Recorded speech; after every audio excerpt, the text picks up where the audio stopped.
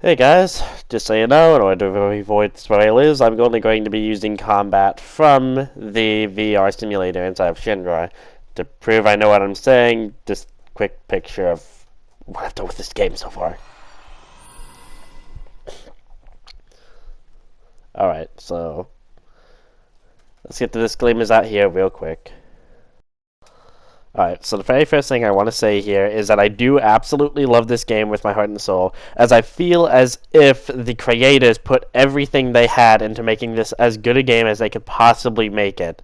And I truly felt that during both of my playthroughs to try and get as much knowledge as I possibly could on everything. Second thing I want to say is that this video is specifically tailored toward the combat aspect of this game, and this is not a full review. This is me just explaining why I thought that the combat was so amazing, and a lot of the unique things that they had put into it to make it so special.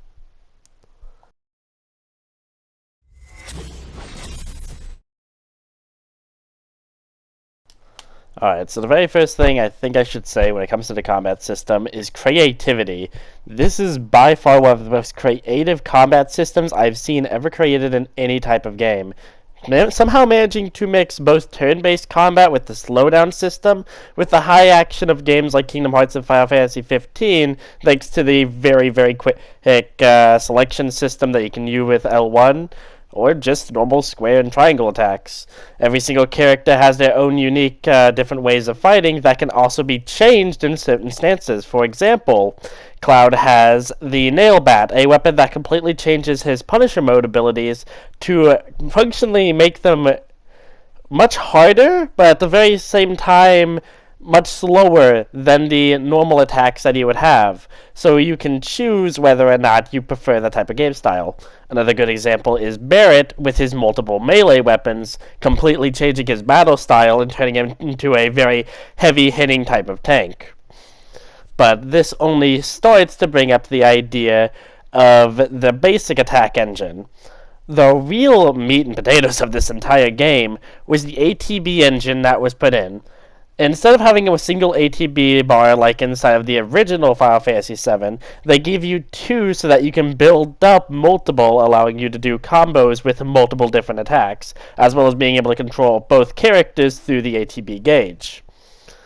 This is what essentially allows the most creative aspects of said game, as what you do with these ATB charges can completely differentiate how you play the game. Some people prefer to just spend ATB gauges as a way of spamming potions or other healing items, which is completely impossible in hard mode, but we'll get to that later. Other people prefer to use them magic-orientedly, as magic usually is a very high damage type of fighting, but it also is limited in the amount of MP you have, making it to where you can run your resources very quickly there. So depending on whether or not you prefer to be kind of like a glass kind of build or a slower, more tanky build, how your ATB gauges are used throughout your playthrough differentiates greatly. Okay, so the next thing I want to talk about is the variety in movesets.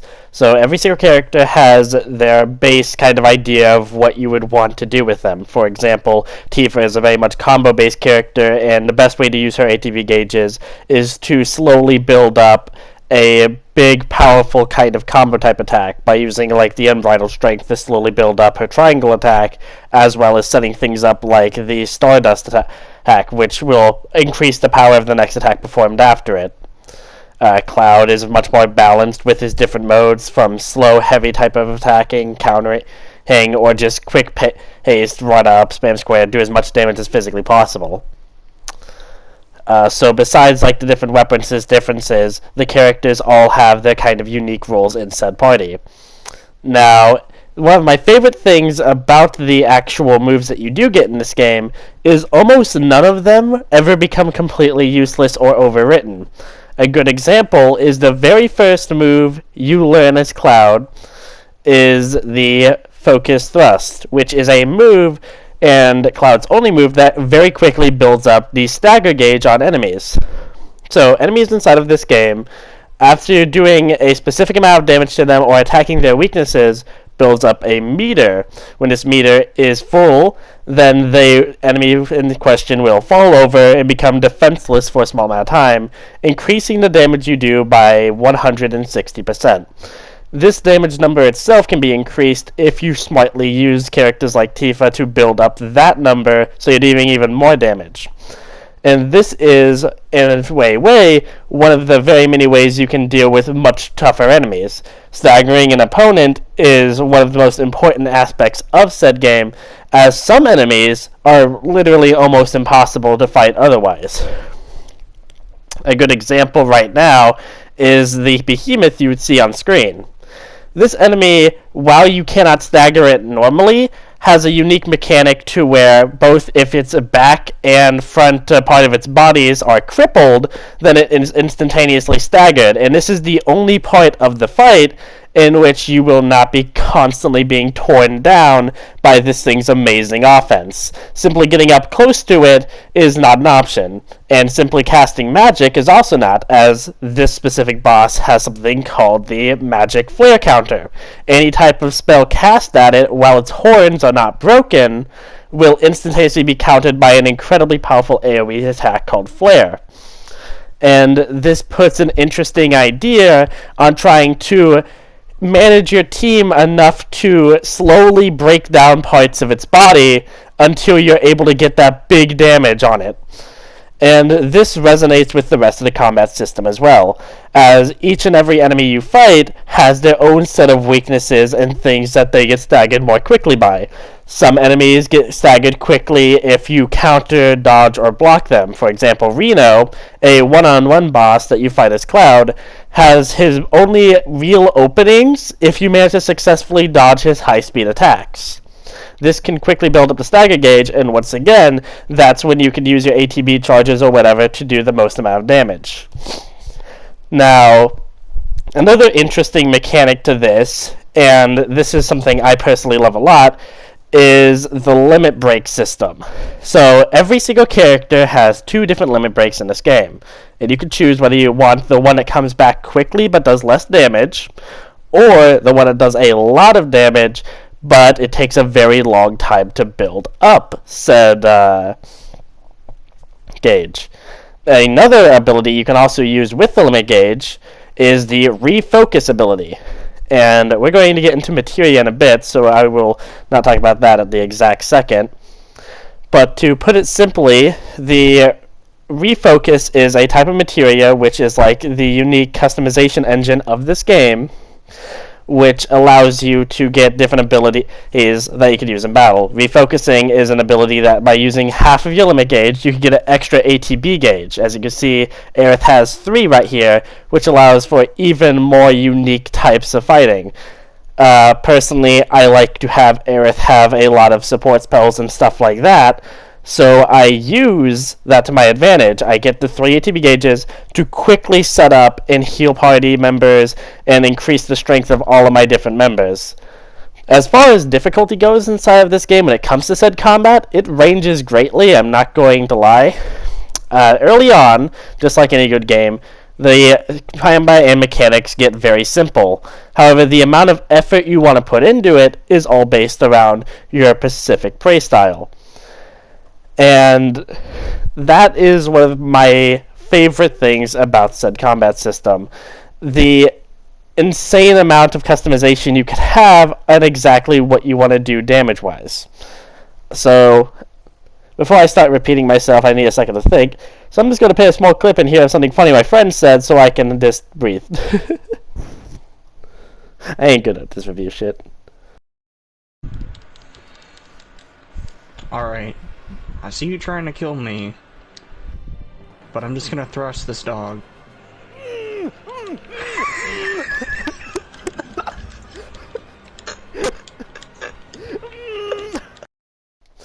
Okay, back to being serious again. The next thing I should probably talk about is the materia system.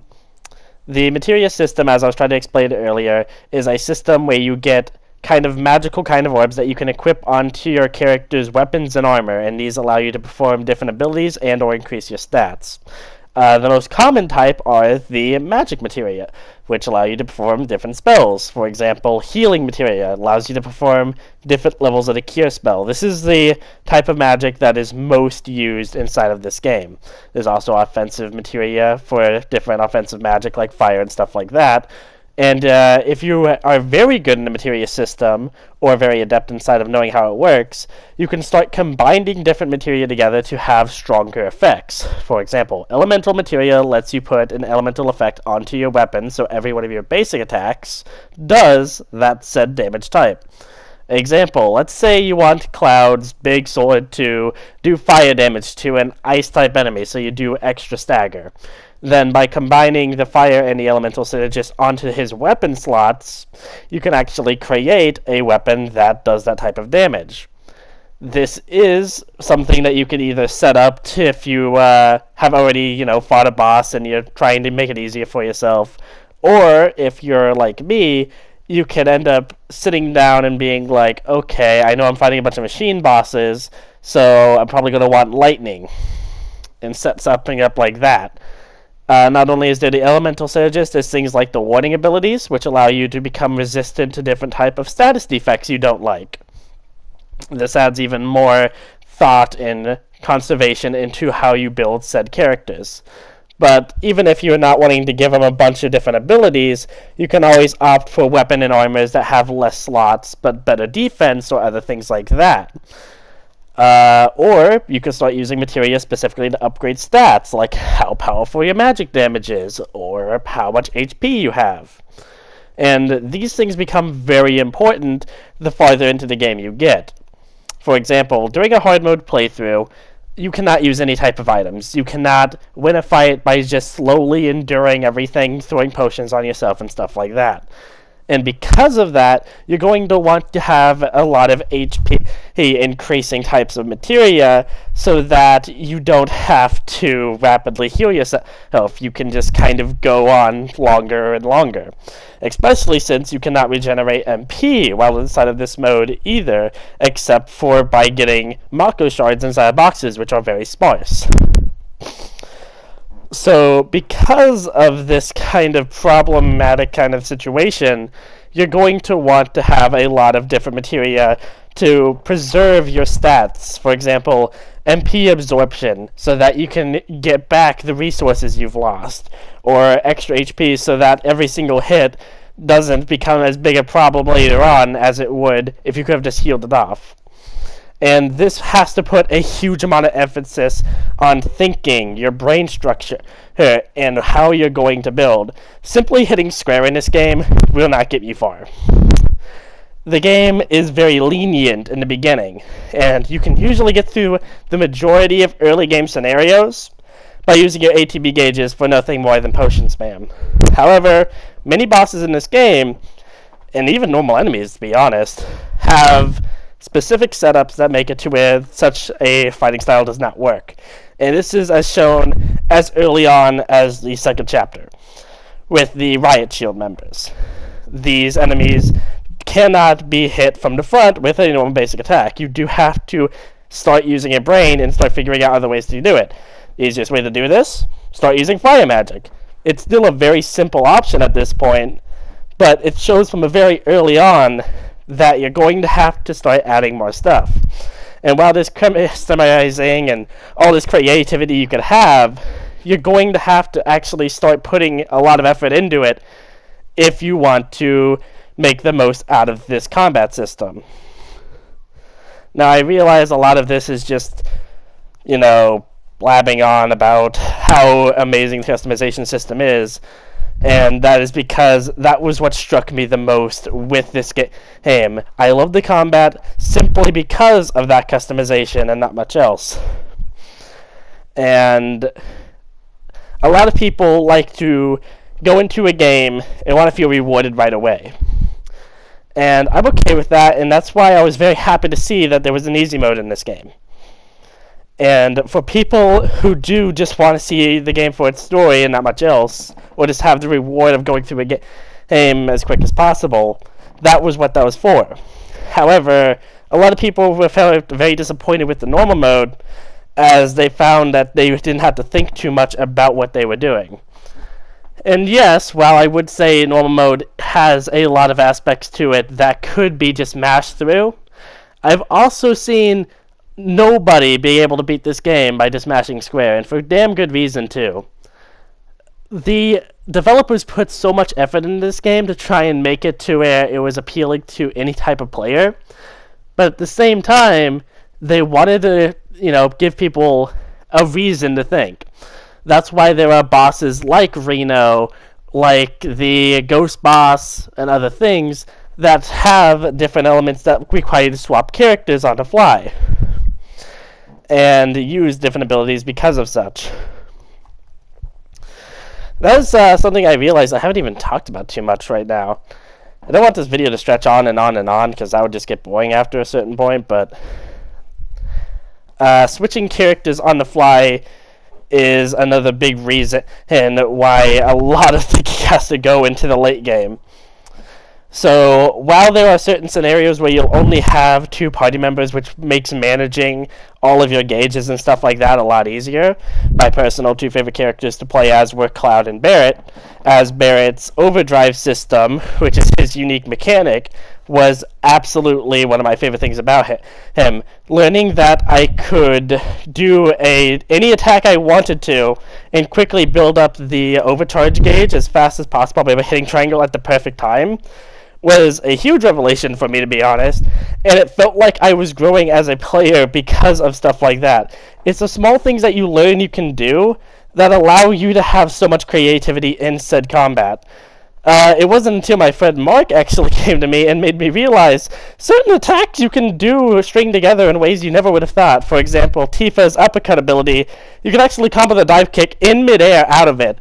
And when I found out about that, I was like so surprised that they would let you do that. This game doesn't have much inside of like lag or stun frames in between different moves. So putting moves together is actually something that is very easy to perform. Anyways, I'm running out of things to say, so I'm just going to let this video stay here. Nothing fancy, but I hope you guys enjoyed why I really, really enjoyed this game's combat so much. And if you do want me to talk more about other very specific things, just, well, put a request. I always say put a request because I try to make sure people are happy.